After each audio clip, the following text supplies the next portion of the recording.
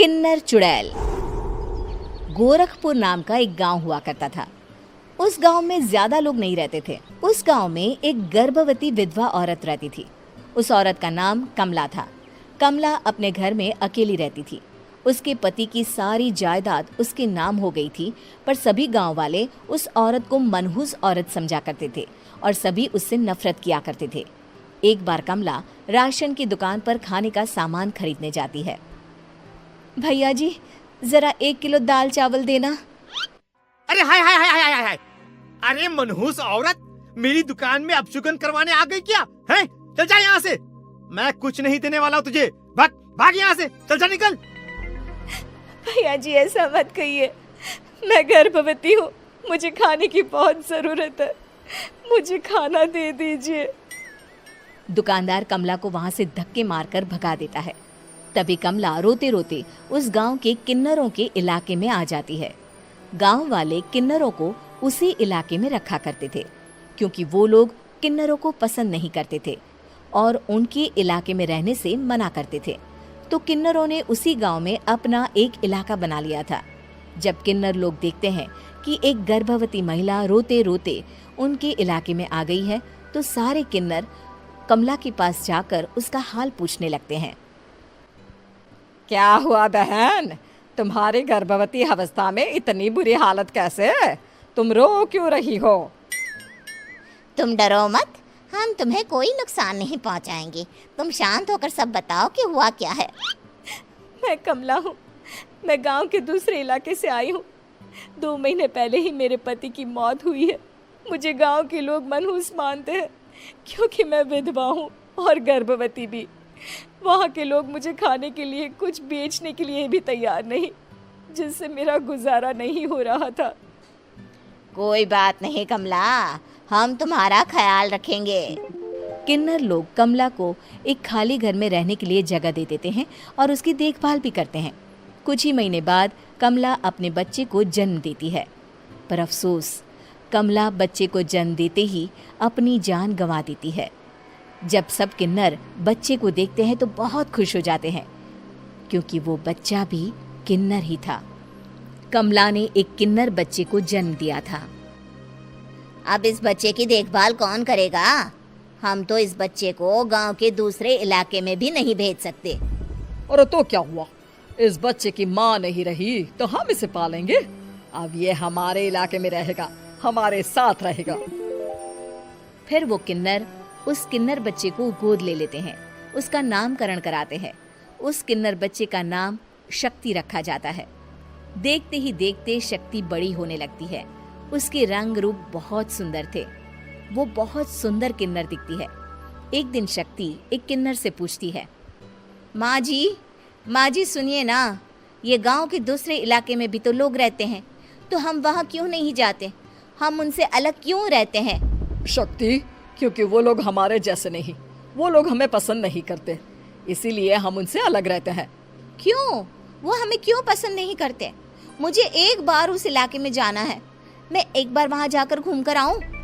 शक्ति, खबरदार, जो तू उस इलाके में कभी भी गई तो अपनी जान नहीं गंवाना चाहती तो उस इलाके में कभी कदम भी नहीं रखेगी, समझी? इतना कहकर वो किन्नर वहाँ से चली जाती है।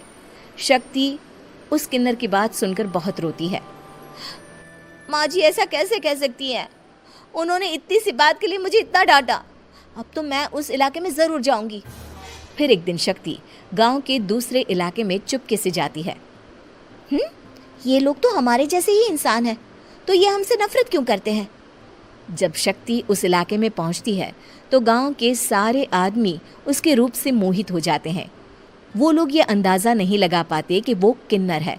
शक्ति की सुंदरता देखकर सारे गांव वाले उसकी तारीफ करने लगते हैं। तभी गांव का चक्कर लगाने गांव के जमींदार का बेटा हर्ष वहां पहुंचता है। हर्ष भी दिखने में बहुत सुंदर होता है। जब हर्ष ने शक्ति को देखा तो वो भी उससे मोहित हो गया, और जब शक्ति की नजर हर्ष पर पड़ी तो वो हर्ष को देखकर मोहित हो गई। आपको पहले कभी इस गांव में देखा नहीं। इस गांव में आप नए हैं क्या?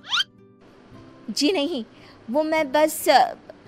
तभी शक्ति बोलते बोलते रुक जाती है और मन में सोचने लगती है, अगर मैंने इनको बता दिया कि मैं दूसरे इलाके से आई हूँ तो वो समझ जाएंगे कि मैं किन्नर हूँ, इसलिए मुझे इनसे झूठ ही बोलना पड़ेगा। शक्ति हर्ष को कहती है, जी हाँ, मैं इस गांव में नई आई हूँ, यहाँ अकेली रहती हूँ। वैसे आप कौन है? आप भी इसी गांव में रहते हैं? जी हाँ, मैं इस गांव के जमींदार का बेटा हूँ। आपको किसी भी चीज की जरूरत पड़े तो आप मुझे बता देना, मुझे अच्छा लगेगा। ऐसे ही शक्ति और हर्ष एक दूसरे से रोज मिलने लगते। वो दोनों अपने प्यार का इजहार करने एक दूसरे से मिलने जाते हैं। तभी शक्ति का पीछा करते करते एक किन्नर वहां आ जाती है। शक्ति, शक्ति, मैं तुमसे बहुत प्यार करता हूँ। मैं तुमसे शादी करना चाहता हूँ। क्या तुम मुझसे शादी करोगी?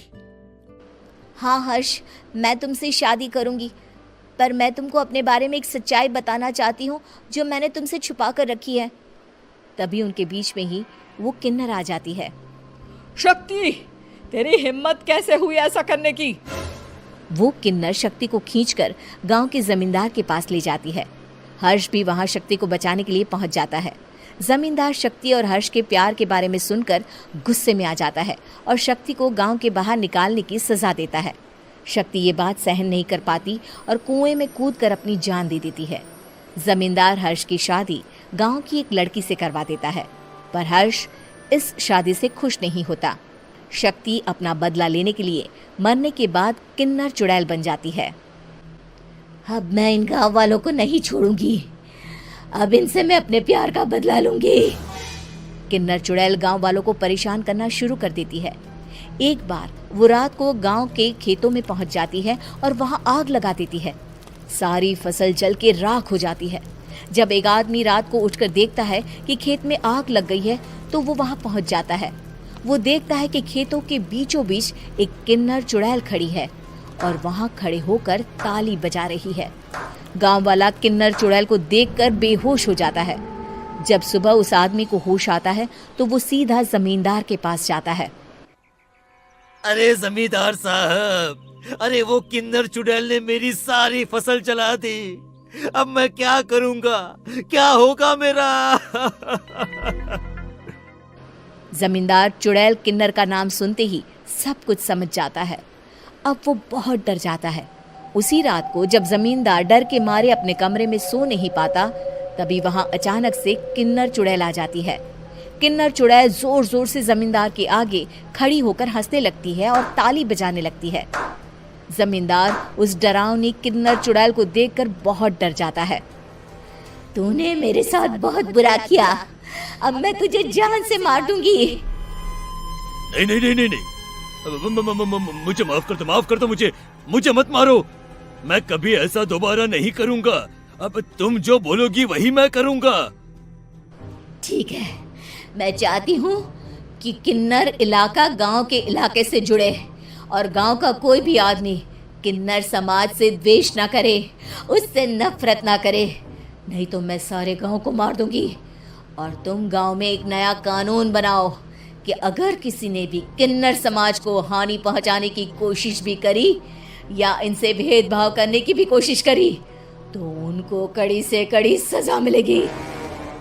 हाँ हाँ हाँ हाँ, मैं ऐसा ही करूंगा। तुम जो बोलोगी वो मैं करूंगा, पर मुझे जाने दो प्लीज। तब वो किन्नर चुड़ैल वहां से चली जाती है। गांव का जमींदार किन्नर चुड़ैल का कहा मानते हुए दोनों इलाकों को एक कर देता है और नया कानून भी लागू कर देता है।